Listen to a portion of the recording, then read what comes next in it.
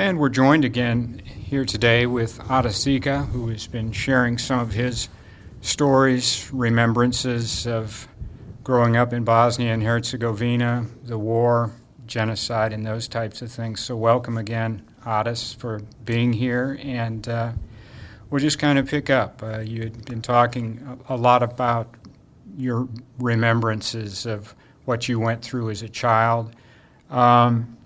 If you can share some more of those with us here today.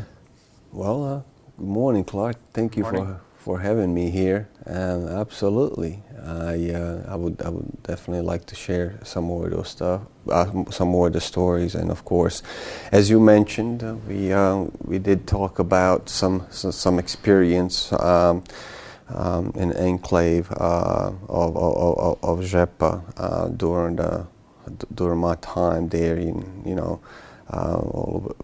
Mainly experience from 1992 to 1995. I know we left off talking about some horrifying experiences during my time there, where often you would see dead bodies floating down the River Drina and coming to a small place. It's called Slop. Beautiful scenery. I mean, it's a beautiful scenery. That part of the town. That part of the town of Žepa. It's just even now when you go, but you can't just kind of forget what was taking place back 20-25 years ago. But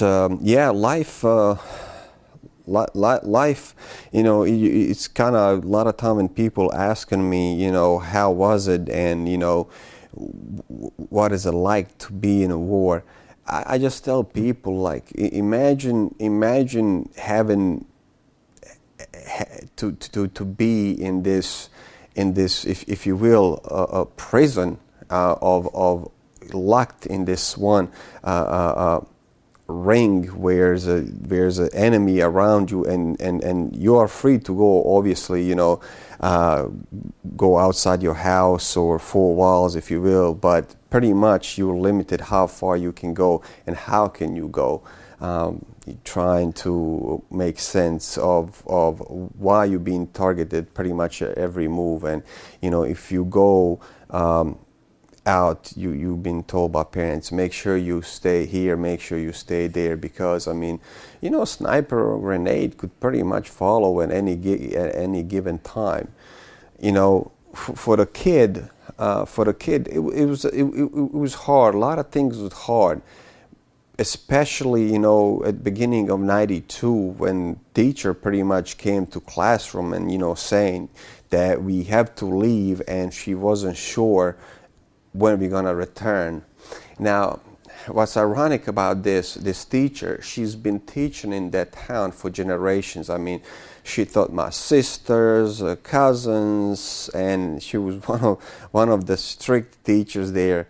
Her name was Rosa Lazarević. Interesting thing about this lady, she was only Serbian woman amongst all the Muslims that lived in the town. And she was highly respected. She was honored. People treated her like one of our own. And when war came, she refused to leave the town and go because she was from Banja Luka, which is now quote capital city of so-called Republika Srpska, and she never wanted to leave. And I remember her coming and she's saying, what, school is going to be dismissed because there's some things going on in neighboring towns where war is breaking out. And we as a kids, like, war, like, what is this? And I remember us leaving, and probably for a long period of time there, probably for about a couple years, no one was going to school because school was bombed and there was no safe to go, because the army specifically targeted areas where they knew people would gather in masses, for instance, school and mosque and hospital and stuff like that. So since school was bombed, in a town there was a little small factory that produced textile. So the people converted it, certain areas of the factory into school. And I remember us going to school and sitting on these chairs, and chairs were pulled out of the local small hotel, and we thought it was so special, like we sitting in these little chairs. But then, thing is, we didn't. All the teachers that were there, a lot of them left the town. So pretty much anyone who was with the college degree and had some kind of understanding of education would come to teach. And textbooks, all of that, there was no such thing. There was no such thing. There was no such thing as the notepads and pencils and pens and whatever. So pretty much you would go to school just to kind of listen. You would just go to school to kind of listen, and often we would do classes outdoors. And as a child, it's a beautiful memory too, at the same time, because you would bond with your cousins and friends. There was no like grades. You were not really separated, except that we were all in the same space, but also there was a small local post office that we would utilize their facilities to get to do classrooms and stuff like that. So that's some of the beautiful memories, knowing that I would go to school and you could sit in the classroom, quote, with your cousin who's like 5 years older than you. So it was just kind of neat. So yeah, some of those memories, of course, there's some beautiful memories as well with that. Looking for joy with things, because there was no food, obviously there was no food, and until later on when Red Cross made agreement, I guess, and there were some treaties were signed that the food was able to be sent into towns. I mean, I'm talking about just basics. I'm just basic. I just remember, watching these trucks coming down, and pretty much what they will carry, there was flour, oil, salt, sugar. That was it. That was it. There was no fancy things in there or anything like that. And I remember people going down there and just kind of waiting in line, get a little bag. They give you how many family members you have. They just kind of based off of that, and you'll go home. But what was really exciting for us as a kids, and also scary at the same time, when food was dropped by parachutes from United States Army, that would drop these pallets, like probably ton. They were like 1 ton to 2 tons heavy, I'm not really sure, and they would drop them in the mountains, and like my father and whoever was old enough to go and carry, they would go up there and look for these ready to eat meals. And when they would bring them in, boy, was that a treat, because a lot of those things, they would have the kids would fight over certain numbers, like I think 6 and 12, because in a box you would get 12 individual meals, and number 6 and 12 would have candy in it, like M&Ms and stuff like that. You don't get to see those things, and I remember now, because no one spoke English. You don't know what these things say. You don't know what's in it. So, sometimes when you would come across a picture and then you would ask somebody, oh, did you taste this? What did it taste like? And they would tell you, I don't know, this is applesauce, I don't know, or this is this tastes like spaghetti, or this tastes like that. So it was a little bit of enjoying that as well. And then, during the day, this would happen at night, because if they were due during the day, Serbian army, we would know, and they would shoot. They would literally drop grenades and that in that area, so people couldn't get to it. So they would do this during the night, and people would go and get it. But kids, I remember these memories as a kid. We would go, and it would be a lot of snow, because that part of the country we get a lot of snow. And I remember like one year as we would go, we knew if we go while snow is still like crust is really hard, and these ready-to-eat meals were like brown colors, so it was easy to find them. So we would go, and I mean, I remember as a kid, like you find one, oh man, it's great, and you just go look for some more, and just what's strange about all of that, how amazing human beings are, that you adapt. Like you adapt to that. You just like, okay, so this this is what we have. This is what we're gonna figure out. That regardless, there's a danger. Regardless, that any point of time there could be grenade or sniper could kill you. So you just go and you just follow your natural instinct. You need to survive. And as a kid, you do what a kid does. You find the ways to have fun. You find the ways to play, if you will, if there was a play. But a lot of times play would consist of if missile gets thrown at us, and these pieces that was left behind, you would go and you would gather, and you would try to read where they come from and stuff like that. And often you would see those things, would come from Greece. Those things would come from Russia and stuff like that, and also from Yugoslavian People's Army. Just kind of tells you that a lot of people in that war had their fingers in it. A lot of Greek soldiers came to Serbia to fight. A lot of Russian soldiers came to Serbia to fight. Those were paid soldiers. They just came. Specifically, I mean, you can. There's a book that was written about Greek soldiers who fought in Srebrenica when the genocide was committed, and it's just sad, But yeah, that's just some aspects of life there. Day-to-day things that you would deal with and look forward to, and just remembering that a lot of times you have this neighborhood before war. Everybody go to school, everybody go to work, and it's just like empty streets. But then now, just these streets became gathering places, especially like those end of the night where it's not very visible, and people would talk, and they would share ideas, and people started becoming like innovated as far as how to produce electricity.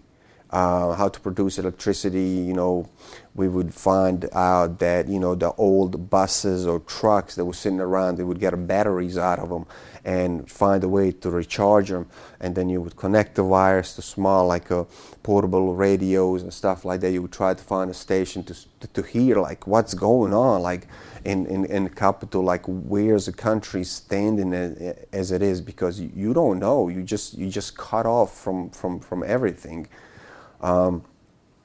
Later on, there was ways that men would find a way how to get to one of the bigger cities in Gorazde, which was it was free territory, and they would spend nights and days walking through Serbian territory, hiding in the bushes, in the forest, how to get there, maybe to deliver some information or bring some information back, and often, towards the end of the war, around 1994, where helicopter with some Bosnian intelligence that was coming from capital. When I say intelligent, I mean some information, some materials, some guidance. What should we do? They were trying to come to Žepelj in the middle of the night, and Serbian army they detected them, and they started shooting at them. And this helicopter crashes in the mountains, not too far from my grandma's house. In one mountain, pilot got killed, and few people who they survived in the helicopter crash. But it's just kind of, anyway, to tell you that any attempt for us, this enclave to communicate with rest of the Bosnia was pretty much like those are some only ways that we could communicate with them. Well, you've spoken about your father on more than one occasion, and the one absence of some of your sharing when you were with your mother and sister and niece that were basically taken in the truck and dropped on the road.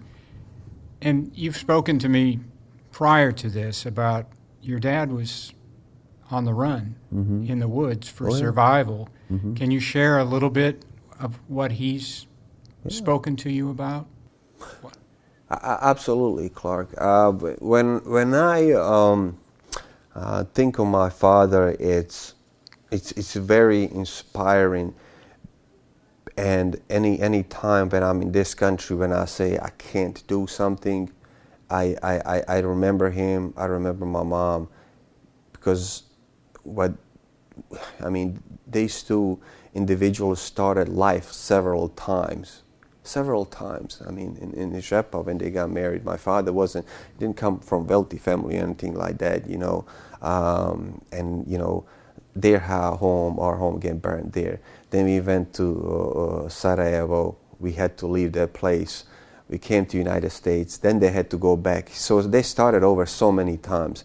But when men and women and everyone was ordered by Serbian General Ratko Mladic to come to center of town where everybody gonna be packed on trucks and sent, men knew very well that pretty much if you do so, and we know now what happened in Srebrenica most likely would happen to them as well, that would be last time. That would be their last. My father and all of the men were. It was misunderstanding at the beginning. We were told the helicopters were going to be coming, and we had to go to the highest part of the country, this town in the mountains, and gather there, and be transported to capital without having any touch with Serbian army or anything like that. Well, just to kind of tell you that we had no idea what was going on, how much misunderstanding there was. We went to the mountains. We walked for several hours to get to the top of the mountains. When information landed saying, no, there's not going to be helicopters. You have to go back down. There's going to be buses down. So on our process going down the mountain, we came to town where I was born. And when in the town where I was born, we sitting there and I'm looking at these buses. I was like, who are these buses? What are they doing? Like, what is going on? And that was the first time that I encountered Serbian army. Like, that was the first time like that up close. And my brother-in-law, my father stayed on the mountains. He stayed on the mountain. I told my mom, take care of yourself. We hugged, everybody crying when we separated. But my brother-in-law, who actually lives here now, he helped kind of escort my mom, myself, and my sister and my niece down to town. But as he was getting closer, we didn't realize that the buses were coming that far, because there was a rush to get everybody out, and that's it.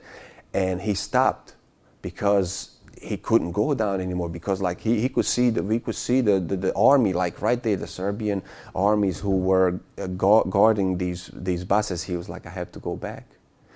So he said his goodbye to us there, and he went back to the mountains, and we went down there, and there was a last bus that was leaving. They were like, you're gonna have to spend the night here, And I remember at my family home, my mom, there was so many people in the house. She took everything out. And everybody just like on the floors and stuff like that, just kind of gathering there. And then night, we're sitting there, and in the distance, you could see where my sister and my brother-in-law, where they lived, and she got married. We could see her house burning.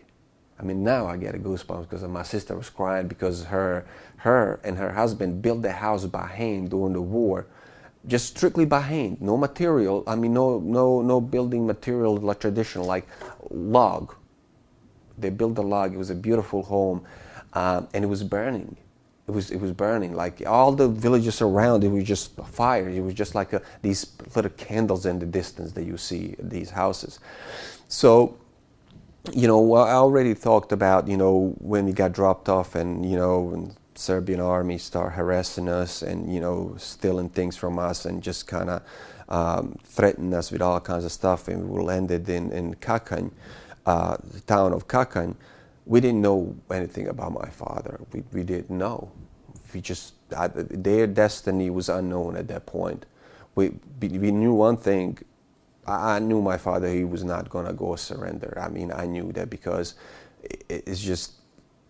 he's a patriot. He was not going to do that. He was going to find a way.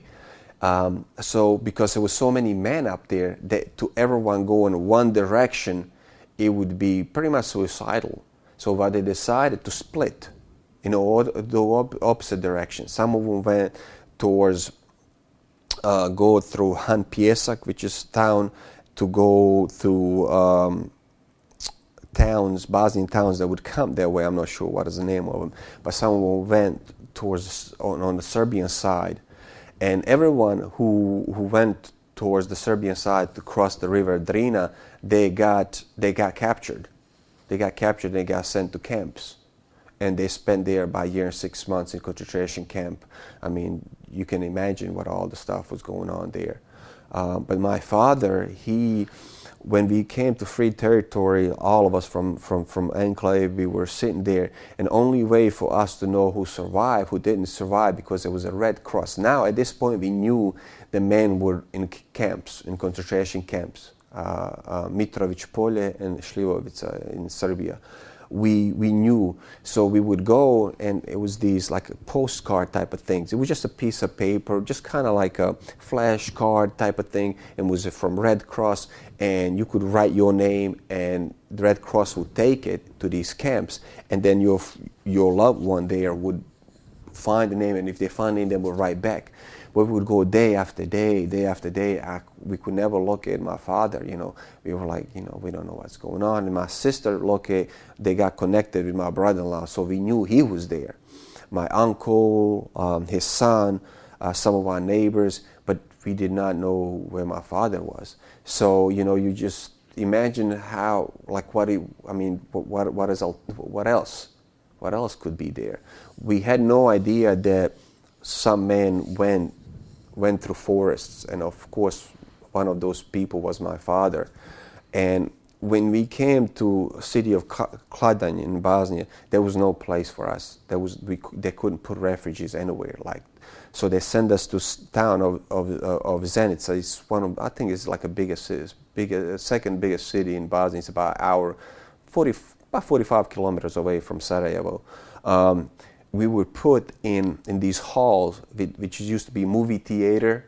They took the chairs out, and they just put a bunch of cushions down, and just kind of everybody was just kind of laying there. And then later on, they were trying to find who could take us in their homes and stuff like that. So a lot of people would come there, and Bosnian government would offer them money if they take some refugees, and just kind of give them a shelter. So that's what happened to us, and we lived in town above the Zenica for quite some time, and we still didn't know anything about my father. We were just guessing he should be fine, he this and that. And one morning, few months later, I'm sleeping in this old brittle house. I mean, it was nothing there. It was so stripped down that even going to bathroom, like, you had to be really careful. There was no toilet inside the house. It was actually outside, but shower, it was there. And I remember one time like touching the wires with my bare hands because it was hanging, and I got electrocuted. I got kicked, and like I almost got killed by electricity there because everything was exposed, and my mom freaked out. And I remember sleeping in the house and always being cold because it was kind of like around winter time. And my mom woke me up one morning. She said, "Who is coming?" I woke up like, who is coming? Like, what is coming? She said, your father is coming. I was like, what? And I'm like, I ran out of pajamas, and I remember it was like really early in the morning, and I looked like really down the street. I was like, it was him. It was my father just coming. I mean, that's really it was emotional for me. It's emotional now for me just to think about that. And I saw him. He was coming, and at this time, he was dressed in army uniform for the first time. All the time in Žepa, like this was the man who was going to fight in the bare clothes, just clothes, joggers, jeans, whatever, tennis shoes, whatever he could have on. And this was the first time. And I don't know, it just kind of sits with me in a special way, knowing that it was like in a sense of a victory for me, that he survived, we survived, we did, and we were fortunate to do so.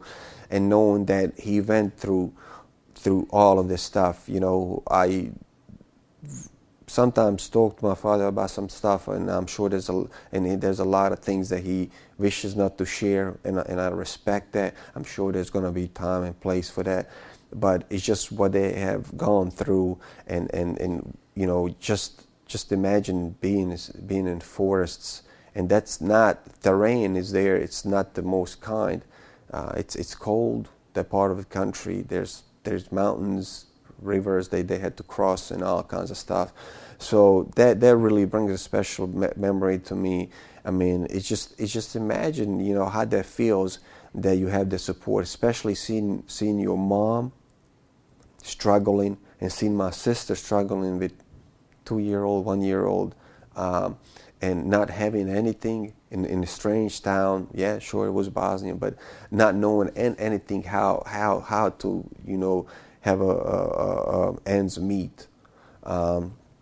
It was tough. I know it was a huge relief on my mother, but then of course other things start settling in. You don't have anything. You refugee. I mean, these men and women in our town, they were really proud. A lot of them were farmers.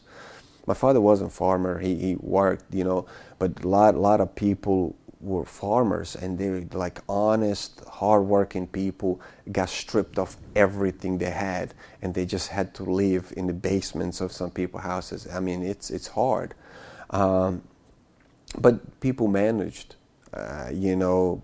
People managed. Because they used to have things, they knew how to get things, they knew that hard work pays off. So most of us, even people who didn't leave Bosnia to go to United States or third world countries where their relatives were sent, it's that they found a way. But it's hard to think about when someone asks me, where you're from, and you explain some things, and then just people sitting there thinking about, you're middle of the Europe and middle of the Balkans, it's France, it's Italy, it's this and that. Sure, it's really strange to say that Italy is literally across the Adriatic Sea, and all of this stuff was going on in Bosnia, and everybody just turned their head, because I guess everybody had this idea of like, oh, Yugoslavia, powerful country, how such thing can happen? Oh, there's just pushing around demonstrations and issues, where really was not. And as you've been involved in some of the stuff, and the politics was what was going on, and in 1990s. Just a couple of questions for you. One, how has this experience as a child impacted you now in your adult life? in terms of what you went through, what you experienced, and Clark,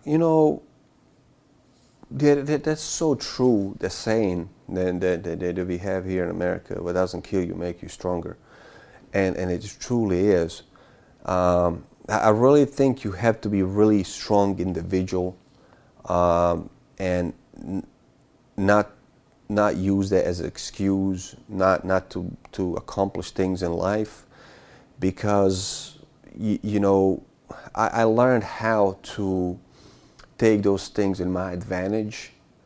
As I said earlier, any time that I'm not feeling I want to do this, I want to do that, think about it. Well, my father spent months in the forests of a country, and and he survived the war. And then I think of me, those times where, simple thing, Clark, as being injured, like as a little kid, you play around and you fell down and you scuff your knees and stuff like that, and you don't have any antibiotics to put on there, and it gets infected. And then I remember, like, all the kids, like, you get infections on your knees and your arms, and you don't have basics to disinfect those things, to cover you just don't. I'm like, well, I survived that, and it changed. I think it really created, just like when you work hard, like with your hands, and you get these calluses, it really did for me, like on what things impacted me, like stress, like what stress, like, like I survived. I take myself back and remember what I have went through. I'm like, I'm going to work. Sure, I'm going to work. Well, I'm going to sit in my car. I'm going to put an AC on. I'm going to drive down. I'm going to get to meet people, shake hands, and like really influential people. They're going to get to teach me some stuff because I'm going to ask them questions. And also, I'm going to get to earn money. I'm going to pay my comfortable mortgage or whatnot, and buy myself some good groceries of choice that I won't complain about what. I think changed me in a ways where, life is short. It really is. Life is very short, but it's the longest thing you will ever have to do. So live in the moment, because enjoy what you do. Be appreciative. Be grateful for what you have, because there's some people up there who don't have it. And the sad thing about that is, there's a people right now. I watch some documentaries. I rarely ever watch TV, but I like documentaries sometimes. It's called the Most Dangerous Ways to School, and show all these children around the world like dangerous ways to go to school. I'm like, I relate to that. I relate to that, and I want to give, and I try to. And if nothing else, when I sit in front of somebody who complaining, and I get to meet some clients, I say, well, let me tell you a story. It changes their mind, and they know that I'm being constructive here. I'm trying to give them a reason why they shouldn't complain about something, why they should appreciate what they have at the moment. It really shaped me in this individual to do things like this, because if you don't know your history, most likely it will repeat itself in some shape or form. Well, that's what I was going to ask in conclusion here. Just why is it important for you to share this story, your remembrances, for others to hear? Yeah. Clark, as you know, we sitting here and we talking about this, and hopefully someone listened to it, because, I don't know, 25 years from now, 30 years from now, sure, textbooks will share certain things.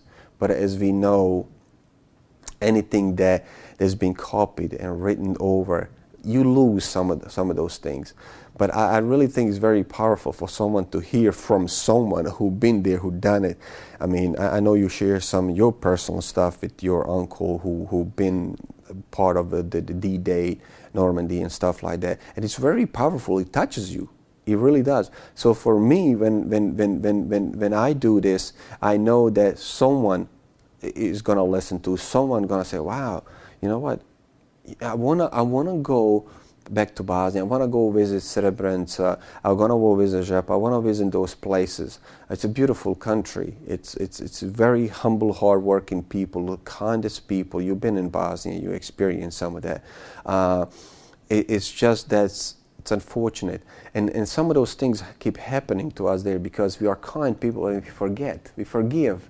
And we move on, we embrace, we take everybody, and then people, and it's like that happened when, Ottomans came, Austro-Hungary came, Yugoslavia won, the old Yugoslavia, last Yugoslavia, and every single time Bosnian people we accept everybody, and it's Bosnia was one of the most diverse republics, and I think it's okay to forgive, but not to forget. Because if you forget, I mean, you're going to get hurt again. And you don't want to allow that because, good people shouldn't be getting hurt. Thank you very much. This has been for sharing your stories. It's powerful. Yeah. It impacts me just sitting and listening, but I can see the emotion in your face. Yeah. So thank you very much for doing this.